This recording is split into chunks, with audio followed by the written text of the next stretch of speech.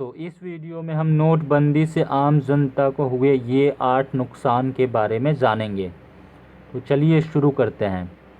तो नोटबंदी का भारतीय नागरिक और व्यवसायों पर बहुत बड़ा प्रभाव हुआ। जब सब के लिए यह कठिनाई का समय था, इस सब में एक बड़ी हानि हुई और वह है आम आदमी को इससे रोज़मर्रा की ज़िंदगी में तकलीफ़ हुई। बैंक और एटीएम के सामने घंटों लाइन में खड़े रहना, अस्पताल का बिल, किराने की समस्या और बहुत कुछ। ऐसे सब तकलीफ़ों से गुजरने के बाद भी सारे देश ने मोदी जी के यह बड़े और निर्णायक फैसले में साथ दिया। लेकिन फिर भी इससे जुड़े कुछ नुकसान हैं। आइए जानते हैं उनके बारे में। रियल एस्टेट के भाव बहुत गिर गए। यह उद्योग पहले से ही खस्ता हालत में था। नोटबंदी की वजह से तो इसकी नींव पर ही प्रहार हुआ। कीमतों में गिरावट, मजदूरों को वेतन देने के लिए नकद की किल्लत ने रियल एस्टेट बाजार को खासा परेशान किया। जिनके पास पैसा था, ऐसे जागरूक ग्राहकों ने इस परिस्थिति का लाभ उठाया और कम कीमत में घर ज़मीन खरीद ली। काला धन रखने वालों ने भी ज़मीनें और घर खरीद लिए, पर इस कारण वह अब सरकार की राडार में आ गए हैं। अब 1 साल के बाद यह मार्केट फिर से तेज़ी पकड़ रहा है। नोटबंदी के कारण रोज़मर्रा की ज़िंदगी की बड़ी प्रभावित हुई। हम किराना, सब्ज़ी, दूध नहीं ले पा रहे थे। टैक्सी, बस के लिए छुट्टे पैसे नहीं थे। रोज़ाना ऑफिस जाने वालों को इससे बहुत तकलीफ़ हुई। पैसों की कमी के कारण दवाइयाँ नहीं मिल पा रही थी। अस्पताल मरीज़ों को एडमिट नहीं कर रहे थे।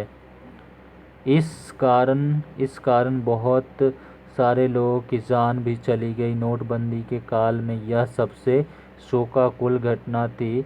कहीं लोगों को अपनी शादी पोस्टपोन करनी पड़ी। दिहाड़ी मजदूर जो दिन के कमाई पे पेट पालते हैं, उन्हें उनके बच्चों को भूखा रहना पड़ा।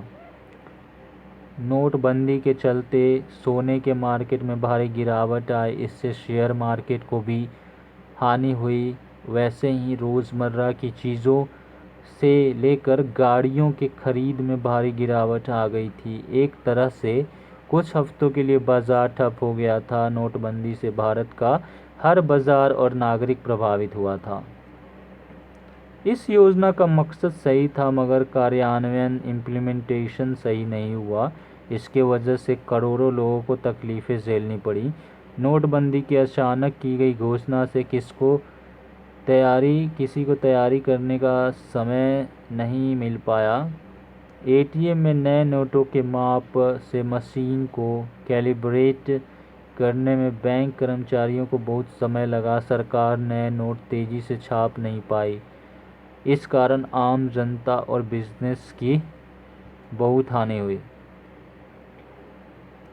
नोटबंदी को भले ही अप्रॉक्स 4 ईयर्स से ज़्यादा हो चुके हैं, लेकिन इसका थोड़ा बहुत असर अभी भी है। आज भी बैंकों के कई एटीएम से सिर्फ 2000 और 500 रुपये के ही नोट निकल रहे हैं। इससे लोगों को आज भी छोटे मोटे लेन देन करने में व्यावहारिक दिक्कतें आ रही हैं। इसकी एक वजह एटीएम से 500 से छोटे नोट न निकलना भी है। भारतीय स्टेट बैंक समेत कई सरकारी और निजी बैंकों ने सेविंग्स अकाउंट पर ब्याज दर घटा दी है। डी.के. जोशी के मुताबिक इसमें थोड़ी बहुत भागीदारी नोटबंदी ने निभाई है। इसके अनुसार नोटबंदी के चलते बैंकों में लिक्विडिटी बढ़ गई है। ऐसे में बैंकों ने ब्याज दर घटाना ही अपने लिए फ़ायदेमंद समझा है। अच्छी बात यह है कि ये स्थिति कुछ समय के लिए ही रहेगी। नोटबंदी का सबसे ज़्यादा प्रभाव उन उद्योगों पर पड़ा है जो ज़्यादातर कैश में लेन देन करते थे। इसमें अधिकतर छोटे उद्योग शामिल होते हैं। नोटबंदी के दौरान इन उद्योगों के लिए कैश की किल्लत हो गई। इसकी वजह से उनका कारोबार ठप पड़ गया, लोगों की नौकरियां चली गईं। जिस मूल उद्देश्य से नोटबंदी जारी की गई थी, उसमें सरकार सफल नहीं रही। भ्रष्टाचार खत्म नहीं हुआ, न आतंकवादी फंडिंग। 8 नवंबर से कुछ महीने में ही नकली नोट फिर से बाजार में आए थे। इस कारण सरकार मूल योजना से हटकर कैशलेस इकोनॉमी का बहाना आगे किया। इससे जो परिणाम सरकार को अपेक्षित थे वे हासिल नहीं कर पाए। Thank you. Please subscribe the channel and like and share the video with your family and friends. जय हिंद, जय भारत।